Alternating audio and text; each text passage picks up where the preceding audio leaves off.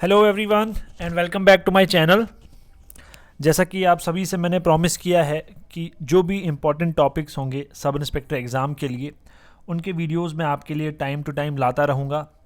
तो उसी सीरीज़ का आज का जो हमारा वीडियो है वो पार्लियामेंट के ऊपर है, जिसमें हम लोकसभा और राज्यसभा की बात करेंगे और थोड़ा बहुत प्रेसिडेंट का रोल भी देखेंगे।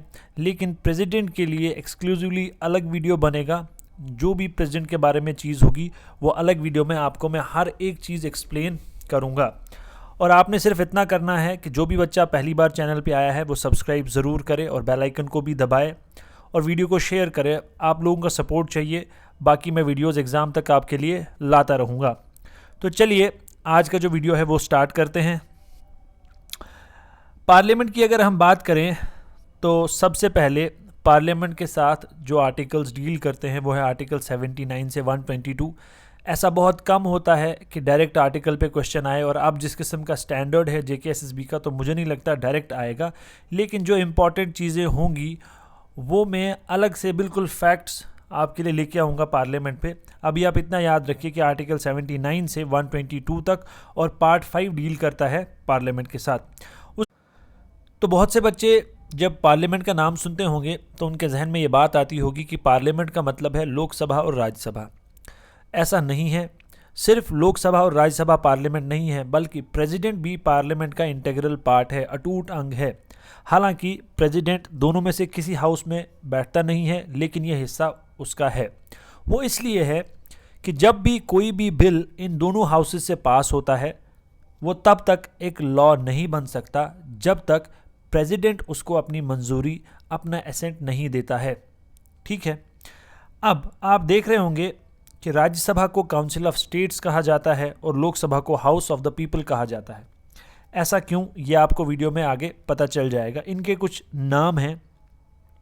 राज्यसभा को अपर हाउस भी कहा जाता है, सेकंड चैम्बर भी कहा जाता है, हाउस ऑफ एल्डर्स भी कहा जाता है, और ये रिप्रेजेंट करता है स्टेट्स और यूटीज़ को। ये मैं बताऊंगा इसका क्या रीज़न है।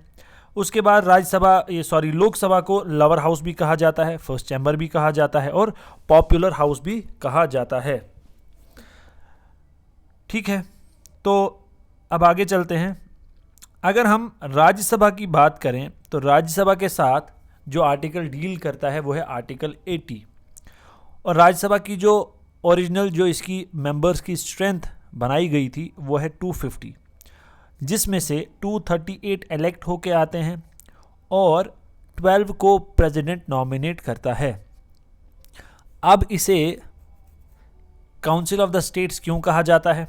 वो इसलिए कहा जाता है कि राज्यसभा में जो भी मेंबर पहुंचता है वो आपके और मेरे मतलब आम आदमी के वोट से नहीं पहुंचता, बल्कि इसका एक सेपरेट इलेक्टोरल कॉलेज होता है जो सिंगल ट्रांसफरेबल वोट से इसका इलेक्शन होता है।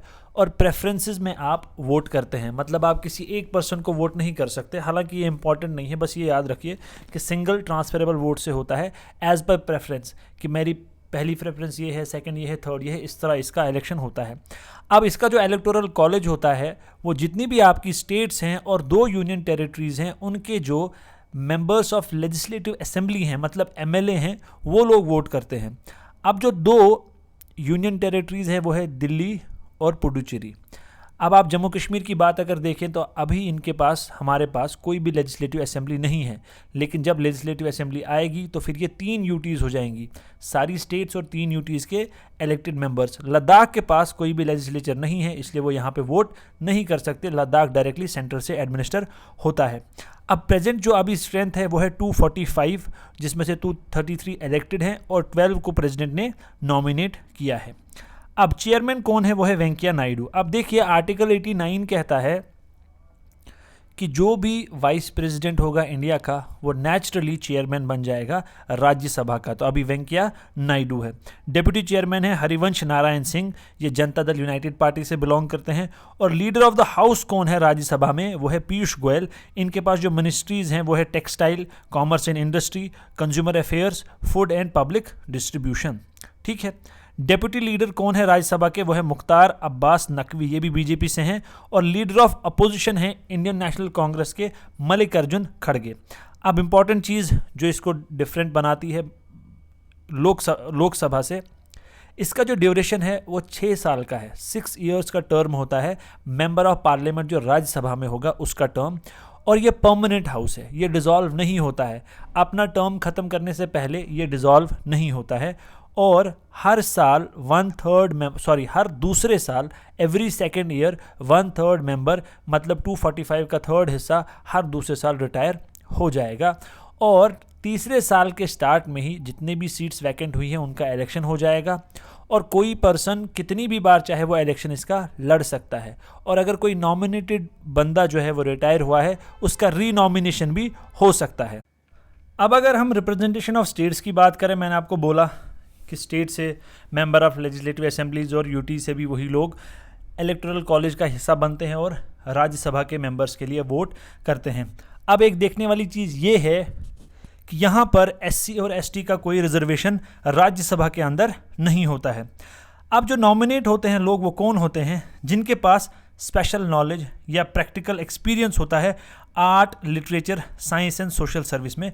ये 12 लोग नॉमिनेट होते हैं प्रेसिडेंट के द्वारा और ये बनते हैं मेंबर ऑफ राज्यसभा। ठीक है, अब कौन सा शेड्यूल है जो क्या करता है allocation of seats to the state and UTs? वो आपका 4th शेड्यूल है।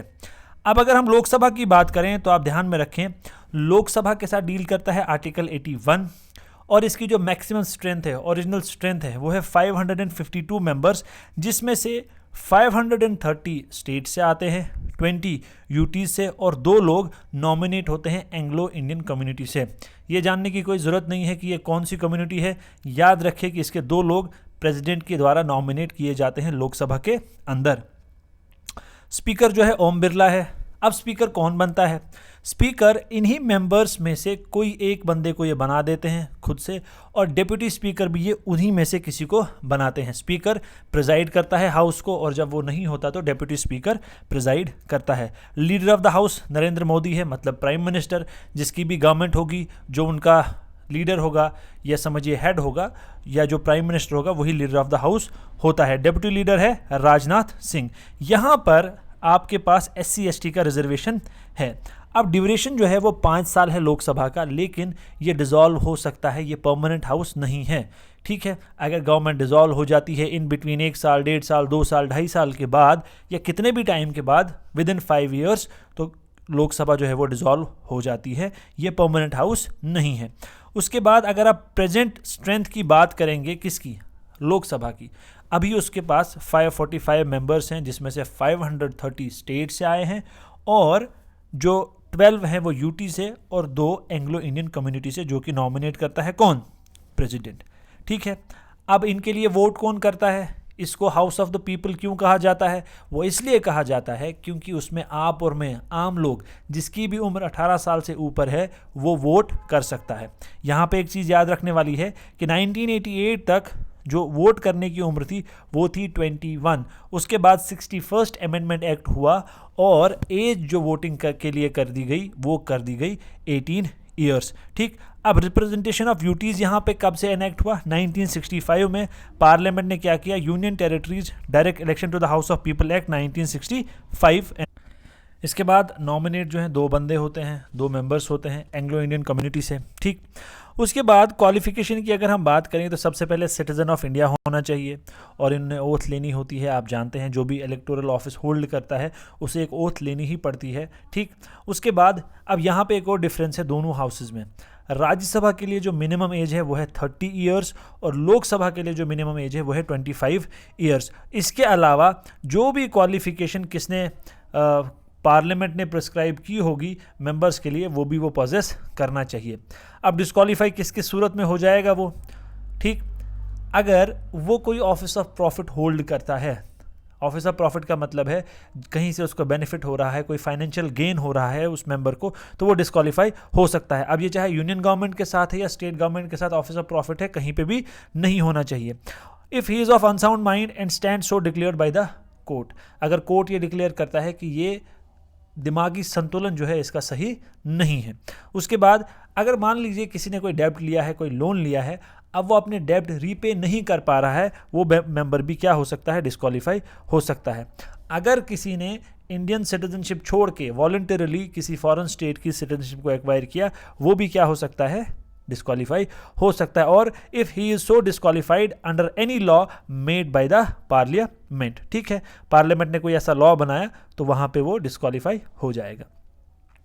अब ज्वाइंट सिटिंग का क्या मतलब है? ज्वाइंट सिटिंग का मतलब है कि जब दोनों हाउसेज एक जगह, यूं तो राज्यसभा अलग काम करती है और लोकसभा अपना काम अलग करती है, दोनों सेपरेट हाउसेज हैं, लेकिन ऑर्डिनरी बिल के केस में अगर दो सिचुएशंस आती हैं कि कोई डेडलॉक बन जाता है, एक बिल को पास करने में दोनों हाउसेज के बीच में कोई डेडलॉक हो जाता है, मसला हो जाता है, तब क्या करते हैं, प्रेसिडेंट समन करता है, बुलाता है दोनों हाउसेज के मेंबर्स को एक जगह, और एक जगह बैठ के वो क्या करते हैं, उस मसले को हल करते हैं। आर्टिकल जो डील करता है वो है 108, मैं लिखना भूल गया हूँ।